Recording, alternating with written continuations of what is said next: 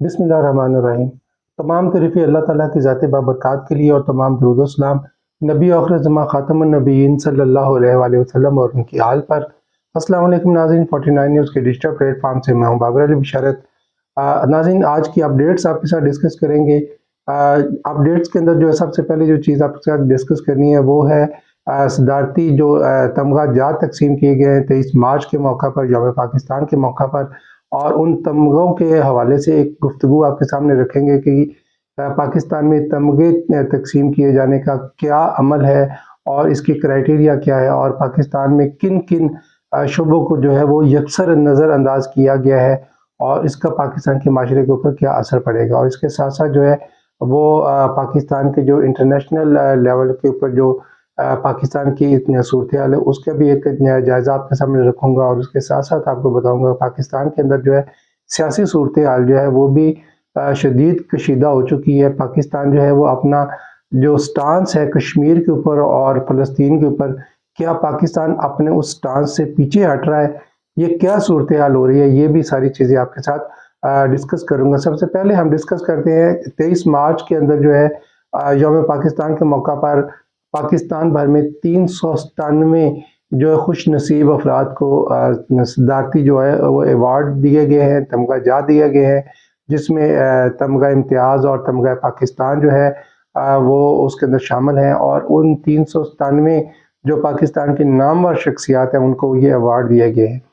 Social media के ऊपर जो एक बहस जो है वो बड़े ज़ोर शोर से जारी है कि इन तमाम जितने भी अवार्ड्स दिए गए इनके अंदर ना तो कोई डॉक्टर शामिल है, ना कोई साइंसदान शामिल है, ना कोई किसी शोबे की प्रोमिनेंट जो पर्सनैलिटी वो इसके अंदर शामिल है, और ना ही कोई माहिर तालीम इसके अंदर शामिल है, कोई प्रोफेसर या कोई उस्ताद इसके अंदर शामिल नहीं है। जहाँ पर ये मसाइल मौजूद हैं कि यहाँ पे पाकिस्तान के जो बहुत ही अहम शोबाजात हैं जो जिनके साथ हमारी माशरा तश्कील पाता है, उनको यकसर नज़रअंदाज किया गया है। इसके साथ साथ अगर आप देखें, पाकिस्तान एक ज़रई मुल्क के तौर पे पहचाना जाता है, और इन 397 अवार्ड में से कोई एक अवार्ड भी किसी भी कैटेगरी में किसी किसान को नहीं दिया गया। किसी किसान को इस काबिल नहीं समझा गया कि वो पाकिस्तान की तरक्की के अंदर जो है वो हिस्सेदार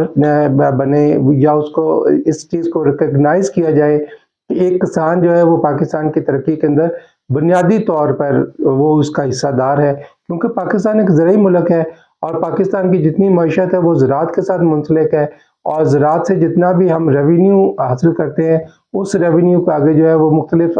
सनतों के अंदर, मुख्तलिफ डिपार्टमेंट्स के अंदर, मुख्तलिफ बिजनेस के अंदर जो है वो इस्तेमाल किया जाता है। लेकिन इन तमाम जितने भी लोगों को तमगा जात दिए गए हैं, जिनको रिकग्नाइज किया गया है, जिनकी इज़्ज़त अफजाई की गई है, बेशक ये तमाम लोग जो है वो अपने अपने जगहों पे बहुत ही अच्छे लोग होंगे, इनकी माशरे के अंदर इनकी पाकिस्तान के लिए बहुत सारी गिरां खिदमात होंगी, मुझे इनसे कोई एतराज़ नहीं। लेकिन अगर पाकिस्तान के अंदर जो सबसे बुनियादी तौर पे जो रेवेन्यू जनरेट करने वाला किसान है, अगर उसको रिकग्नाइज नहीं किया जाता तो ये एक सरीहन जो है वो ज़्यादती वाली बात है। पाकिस्तान अपने कमज़ोर जो माशी हालात है वो उसको आज पाकिस्तान उसको फेस कर रहा है, लेकिन पाकिस्तान की मईशत को हमेशा जो है वो ज़राअत ने संभाला दिया है। किसान ने अपना खून बहाया है, अपना पसीना बहाया है पाकिस्तान की तरक्की के लिए, पाकिस्तान के लिए अनाज पैदा करने के लिए,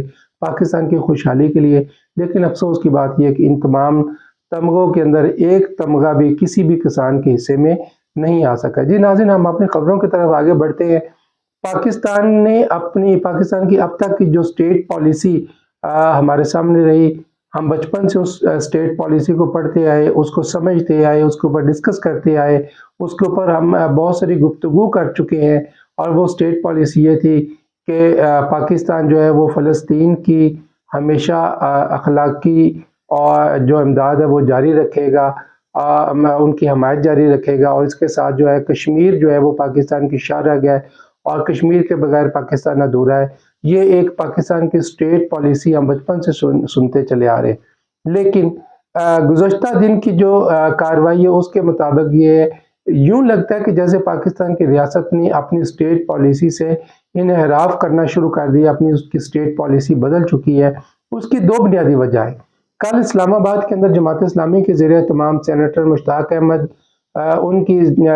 زیر قیادت جو ہے ایک دھرنا ہوا، ایک ریلی ہوئی، غزہ مارچ ہوا، اور اس غزہ مارچ کا ایک پرامن مارچ کا جو مقصد تھا وہ غزہ کے جو مسلمان ہیں، مظلوم ہیں، جن کے اوپر ظلم کے تمام پہاڑ توڑے جا رہے ہیں، جن کے اوپر مسلسل بمبارڈمنٹ کی جا رہی ہے، جہاں پہ پورے غزہ کو جو ہے وہ کھنڈر میں تبدیل کر دیا گیا ہے، جہاں پہ غذائی قلت ہے، جہاں پر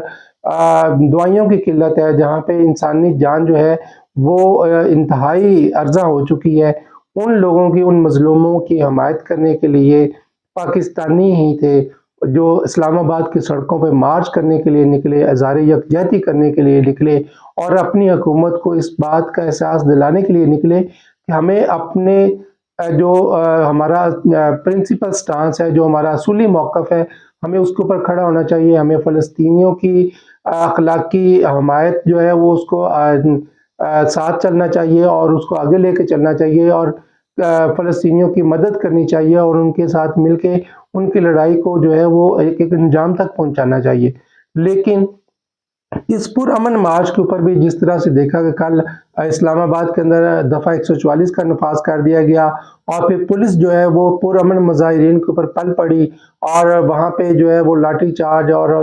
دیگر جو ٹولز استعمال کیے گئے، اور جو اس ریلی کی جنہوں نے قیادت کی تھی سینیٹر مشتاق احمد، ان کے خلاف بھی جو ہے وہ پولیس کے ساتھ ان کی جھڑپیں بھی ہوئی، اور پولیس نے ان کا تعاقب بھی کیا، ان کو گرفتار کرنے کی کوشش کی، تکرار بھی ہوئی، بحث بھی ہوئی۔ تو یہ جو پالیسی ہے یہ سمجھ سے بالاتر ہے کہ کیا ریاست پاکستان جو ہے وہ اپنے اصولی موقف سے پیچھے ہٹ چکی ہے۔ دوسری طرف جو ہے وہ ہمارے پاکستان کے وزیر خارجہ اسحاق ڈار جو ہے انہوں نے ایک بیان دیا کہ پاکستان جو ہے وہ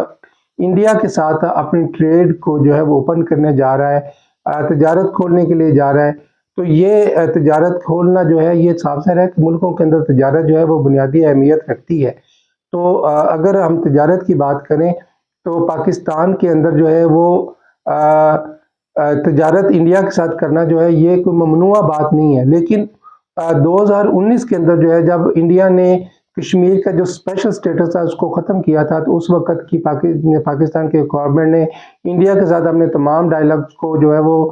پوسٹ پون کر دیا تھا، بند کر دیا تھا اس وقت تک جب تک انڈیا اپنے اس فیصلے کو واپس نہیں لیتا۔ کئی ماہ تک مسلسل جو ہے پورے کشمیر کو سب جیل بنا دیا گیا تھا، کشمیریوں کے اوپر رسائیات تنگ کیا گیا تھا۔ آج ان تمام قربانیوں کو جو ہے وہ ضائع کرنے کے مترادف ایک بیان دیا گیا ہے کہ ہم انڈیا کے ساتھ اپنی ٹریڈ کو اوپن کرنے جا رہے ہیں۔ تو یہ جو چیزیں ہیں یہ ہماری اسٹیٹ پالیسی سے انحراف کے طور پہ سامنے آ رہی ہیں۔ ہماری اسٹیٹ کو جو ہے اس کے اوپر اپنا ایک کلیئر سٹانس دینے کی ضرورت ہے کہ پاکستان انڈیا کے حوالے سے، کشمیر کے حوالے سے کس پالیسی کے اوپر عمل پیرا ہے، کیونکہ ہم اپنی فوج کے اوپر جو 8 لاکھ فوج پاکستان کے اندر رکھی گئی ہے اس کے اوپر ہم اب تک جو ہے وہ اربوں ڈالر جو ہے وہ ہم اس کے اوپر سالانہ خرچ کرتے ہیں، اپنا قیمتی جو زر مبادلہ ہے اس کے اوپر خرچ کرتے ہیں، پاکستان کے قوم کے ٹیکسوں کے پیسے اس کے اوپر خرچ کرتے ہیں۔ اگر ہم اپنے ان اصولی موقف کشمیر اور فلسطین سے اگر ہم نے پیچھے ہٹنا ہے تو پھر ہمیں اپنی حکومت کو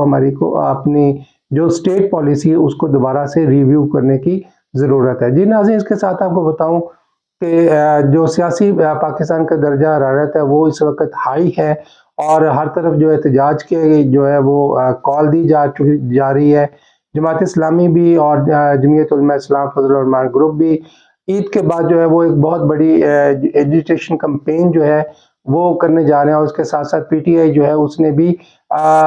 مورچے انہوں نے بھی سنبھالی ہیں، احتجاجی سیاست ہونے جا رہی ہے، ہر طرف پکڑ دکڑ مار دھاڑ کا ایک سما ہوگا، اور اس سب کے پیچھے جو چیز محرک ہے وہ یہ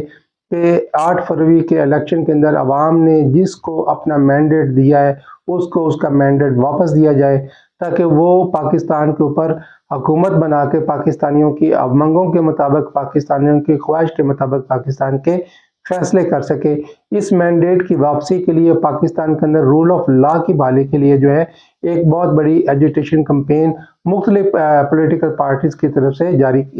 ہونے والی ہے۔ رمضان کے انشاءاللہ اختتام کے اوپر جو ہے وہ پاکستان کے اندر ہوگی۔ اس کے ساتھ ساتھ آپ کو بتائیں کہ اسلام آباد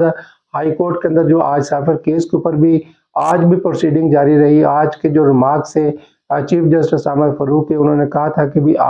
نہ تو فائل کے اندر سائفر ہے، نہ فائل کے اندر وہ ٹویسٹڈ کاپی ہے، نہ وہ ٹویسٹڈ میٹر ہے، نہ کسی سائفر کسی پروسیکیوشن میں کسی نے پڑھا، نہ کسی جج نے پڑھا، نہ کسی وکیل صفائی نے پڑھا، نہ کسی نے دیکھا، نہ کسی کو پتا ہے. تو پھر یہ سارے کا سارا کیس جو ہے یہ مفروضوں میں مبنی ہے، اور اس کے اندر سزا بھی جو کی گئی ہے وہ بھی مفروضوں کے اوپر ہی کی گئی ہے. تو دیکھیں ابھی آگے چل کے عدالت اس کے اوپر کیا فیصلہ دیتی ہے، یہ آنے والا وقت ہی دیکھ کے بتائے گا. اور اس کے ساتھ ساتھ آپ کو بتاتا چلوں کہ پاکستان تحریک انصاف کے صدر پرویز الہی جو ہے، ان کی حالت جو ہے تشویشناک بتائی جاتی ہے. ڈیالہ جیل کے اندر ابھی تک ان کے اہل خانہ کو ملنے کی اجازت نہیں ملی، اور تمام طرح سے اسی بات کے جو ڈیمانڈ کی جا رہی ہے کہ کم از کم ان کی گھر والوں کو جو اہل خانہ کو ہے وہ پرویز الہی سے ملنے کی اجازت دی جائے، تاکہ ان کے بارے میں جو بھی ابھی تک باتیں جو ہے وہ سوشل میڈیا پہ چل رہی ہیں کہ ان کو تشدد ہوا ہے یا وہ گر کے زخمی ہوئے ہیں، ان کی حالت کیسی ہے، وہ ساری چیزیں جو ہے وہ کلیئر ہو سکیں، اور ان کے گھر والوں کو، ان کے چاہنے والوں کو جو وہ پتہ چل سکے وہ کس حالت کے اندر ہے. جی ناظرین، یہ تھا ہمارا آج کا نیوز ولاگ. امید ہے آپ کو پسند آیا ہوگا. اپنی رائے کا اظہار کمنٹ میں ضرور کیجیے. اگلے ولاگ تک اجازت دیجیے. اللہ حافظ.